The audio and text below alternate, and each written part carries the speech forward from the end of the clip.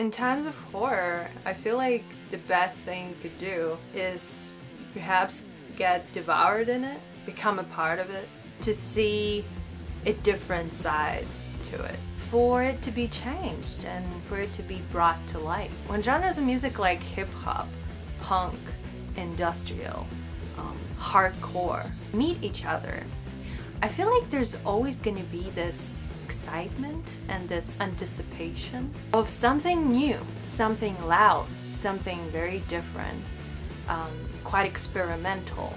Pretty much all the things I personally look forward in the current music industry. The mix of all above is at this interesting position right now of somewhat not yet completely discovered and developed. I mean, it's not really a big music scene we're talking about, but at the same time, they're this group of titans, genre titans. Not a lot of bands, not a lot of artists, but their music, their art, it's so well known and so loved and praised by everyone that it could get pretty hard to say something new and I guess to get a right amount of recognition. Of course, it's the same in any type of music genres. It's the same in any type of creative process, in any type of art, basically. But for some reason, when it comes to this in particular, it stands out heavily to me personally. I don't really know why. So when the LA-based duo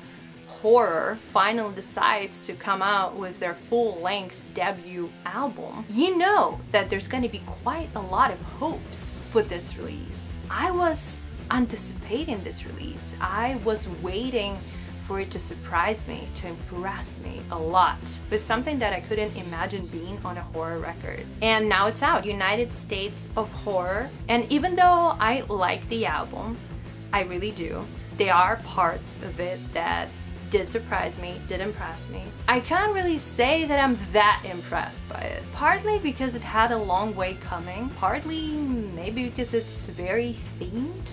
It has a quite strong concept to it, and it's not necessarily helps this release out. But hey, all those things, they're also quite justified. United States of Horror is about racism.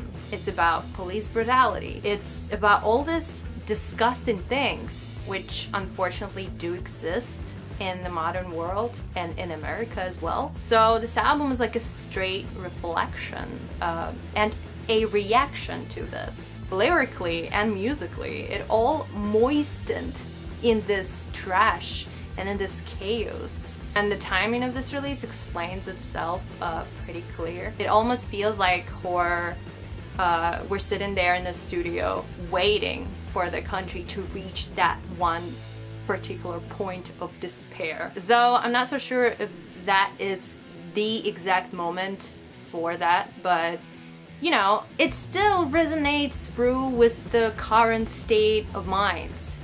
So anyway, I'd say that I'm much more pleased with the sound of this album rather than the lyrical content. It's not bad, but at some moments it feels slightly underwritten and maybe too straightforward, to the point where it becomes quite simple and repetitive contextually. The music though, I was really excited about Dave from TV on the Radio and production here, and not only him, all the people behind the sound responsible for the production, they're quite masters of their craft.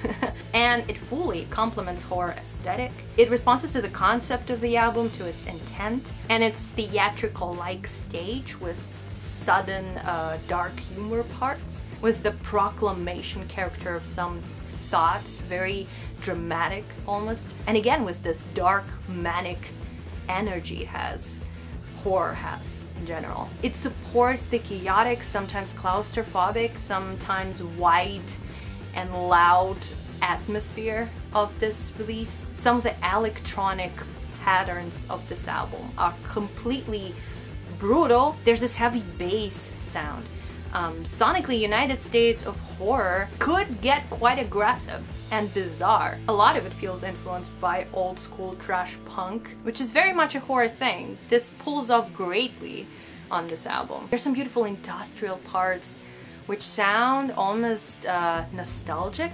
I like the industrial parts the best, I think. The big surprise element for me was the trap-influenced hip-hop vibe on some of the tracks, which in the context of this release feels like a tiny hiatus, tiny break in between the Against the System writing. And it also, as well as some interludes, some of which are great, by the way, it just joins the album a little bit. You know, it starts to sound like a long time airing underground horror satire TV show when there's like one web episode per 2 weeks, where you could start forgetting what was happening before, but if you binge watch it like you're listening to this album, United States of Horror, like you would listen to any other music album in one sitting, it could get messy, it could get a bit blended, but again, I guess it works as something horror were intending to do. They made it sound like that, they made it to be presented like that. There are no filler tracks in my opinion, which is always a good thing for a debut album. Though it's still a bit hard for me to think about this album as a debut album, because I feel like horror, we're always somewhere around with a bunch of music already out. But yeah, I don't know. Anyway, talking about personal favorite tracks, I ultimately love Knuckle Up. Of course, all the death grips comparisons, everybody saw them coming, and I don't know, I don't mind it. I like death grips, I love death grips. I don't see this as a bad thing. Yeah, it could remind it a little bit, but that's fine. I love this track, Knuckle Up. Current personal favorite of mine. Warrior's Hell, of course, is an amazing, aggressive opener track, very politically screaming one, but kind of beautiful, as well as this anthemic title track. Bleed War, also a favorite of mine, falls into the same category but sounds very different, especially those pre-chorus moments like the beginning of the track. It's reminding me of this 90s enraged techno rave alternative dance stuff, which was another surprise moment of the album for me. Love the tracks Money Machine and Splash, of course. They have this thick layer of all the eerie things, all the dark shit. It sounds, again, quite beautiful, and I do really enjoy the delivery and all the vocal effects on both tracks. Also, more experimental cuts, like this DEKAY track, sound great. I'd want to experience hearing something like that live. I died to see horror live. And those chill, weirdly adequate moments on the album, like Feels Like interlude, I was pleasantly surprised with those tracks. Feels Like is the beautiful interlude track. Love, probably my favorite interlude on the album. Again, this is not an album of the year material, but this is a very good, consistent debut album. In a field of music which is not yet this exhausted by all the different tries and do's of thousands of bands, United States of Horror is a very varied record, and I feel like you could find your own personal favorite moment, like this one personal favorite just for you. It presents quite a big palette of horror's likings and techniques, I'd say. Plus, it has a great message, great point. It's full of anger and this savage intensity, something that horror are really, really good at. What are your thoughts about this release? Is it something that you were waiting for a long time, and did it prove itself to be that good, or you were a bit disappointed by it, or maybe somewhere in between? Let us know in the comments down below. Also, don't forget to like and to share this video, as well as to subscribe to our channel. That'd be lovely. I think that's it for this video. Let the horror devour you. God bless. Peace out.